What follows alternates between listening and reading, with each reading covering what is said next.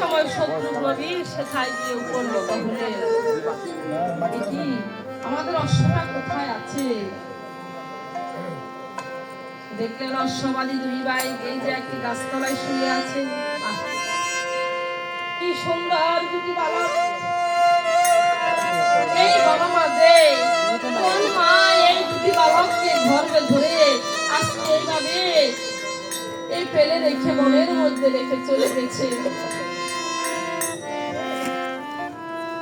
আর এদিকে তখন শত্রু নবী কি কার্য করলেন? এই দুটি বালকের কাছে গিয়ে জিজ্ঞেস করলেন, বালক রে, ও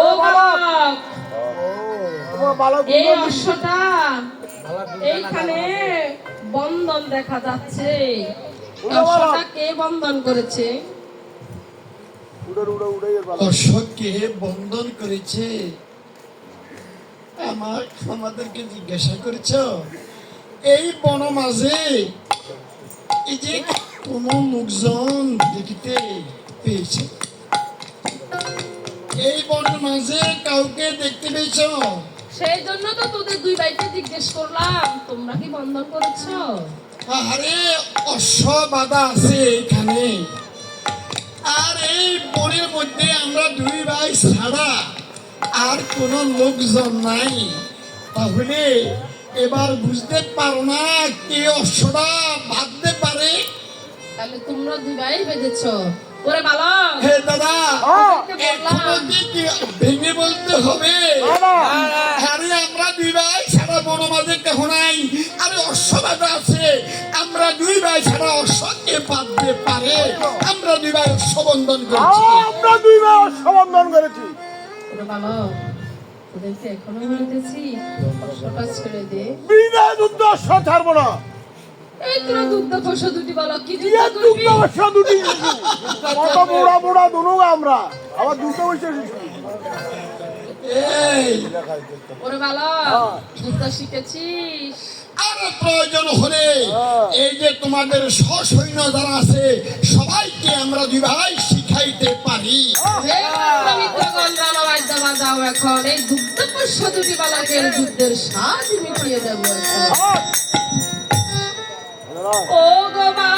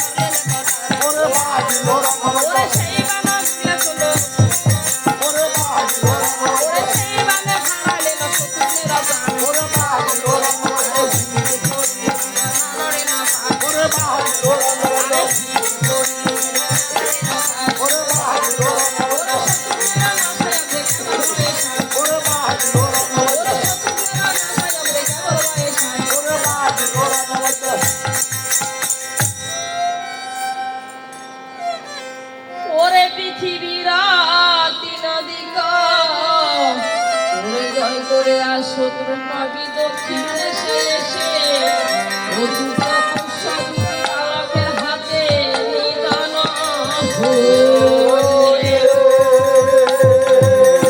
এই পৃথিবী চারদিকের মধ্যে 3 দিক জয় করে দক্ষিণ দেশে এসে দুগ্ধপোষ্য দুটি বালকের হাতে শত্রুঘ্ন বীর প্রাণ হারাইলেন।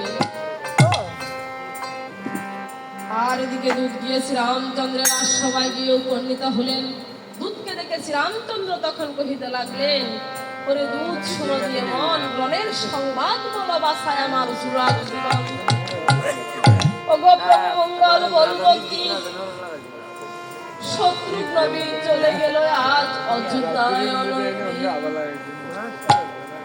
ওরে ভাইয়ের মৃত্যুর কথা গো শুনে রাম, ওগো রাম কাঁদিতে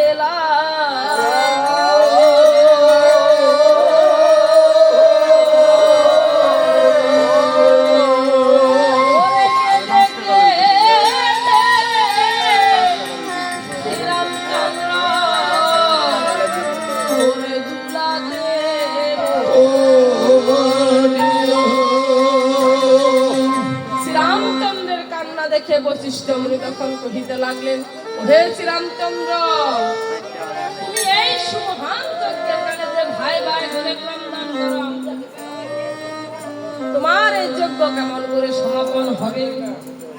তোমার এক ভাই মারা গেলে কি হবে? তোমার আরো 2 ভাই আছে, সেই 2 ভাইকে পাঠিয়ে দাও।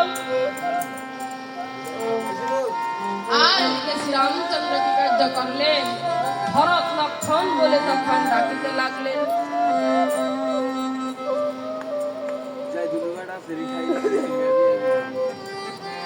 ওরে ভরত লক্ষণ বই রাম ডাকিতে লাগিল, ডাকা শুনে ভরত লক্ষণ সাক্ষাতে আসিল। ভরত লক্ষণ ডাকিতে লাগিল, ও ডাকা শুনে ভরত লক্ষণ সাক্ষাতে আসিল। ওরে শুনো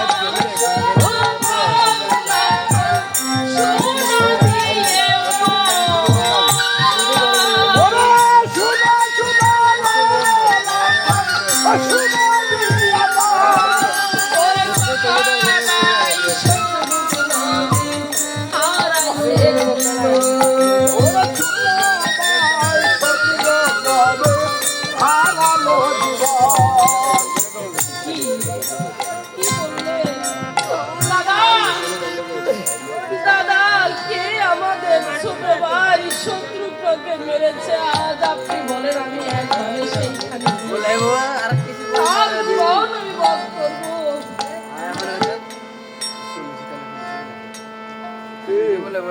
কি ও দাদা, দাদা গো, কে আমাদের এই ছোট ভাই শত্রুঘ্ন ধন করেছে? একবার আপনি বলেন আমাদের এই ছোট ভাই শত্রুঘ্নকে কে নিধন করেছে, আমি সেইখানে গিয়ে তাকে এক ধনী দহন করব। এই কথা যখন শত্রুঘ্ন শ্রীরামচন্দ্র শুনিলেন, শ্রীরামচন্দ্র তখন কহিতে লাগলেন, ওরে ভরত লক্ষণ শুনো দিয়ে মন, এই দক্ষিণ দেশে দুগ্ধপোষ্য 2টি বালকের হাতে আমাদের ছোট ভাই সেইখানে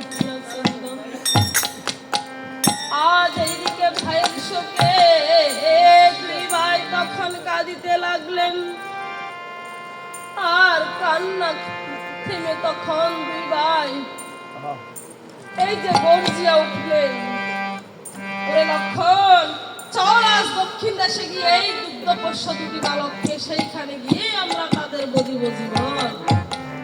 এই বলে তখন 2 ভাই গমন করিলেন। আর এদিকে যখন ভরত লক্ষণ গমন করিলেন, ও গচ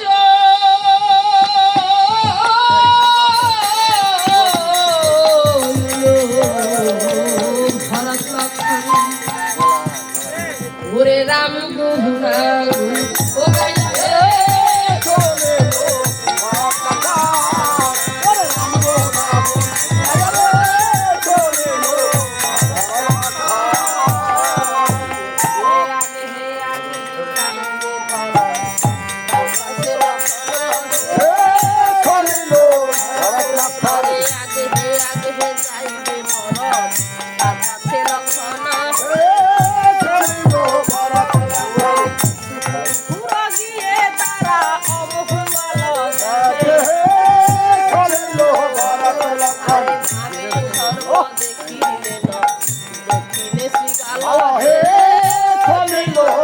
ভরত লক্ষণ হে অমহুয়ারা দেখে দুবাই কইরাছে গহমন হে চলিল ভরত লক্ষণ আরে আরো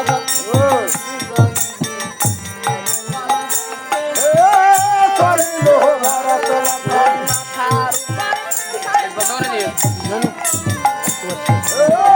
চলিল ভরত লক্ষণ তারপরে চলিল ভরত লক্ষণ লাগিয়ে আবার আলোলা দেখে চলিল ভরত লক্ষণ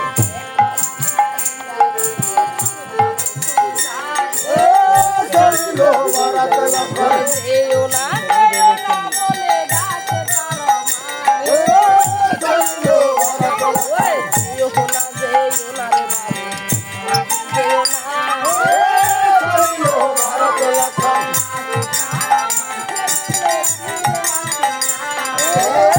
চলিল ভরত লক্ষণ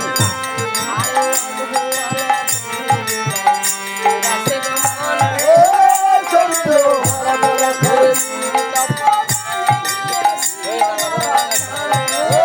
চলিল ভরত লক্ষণ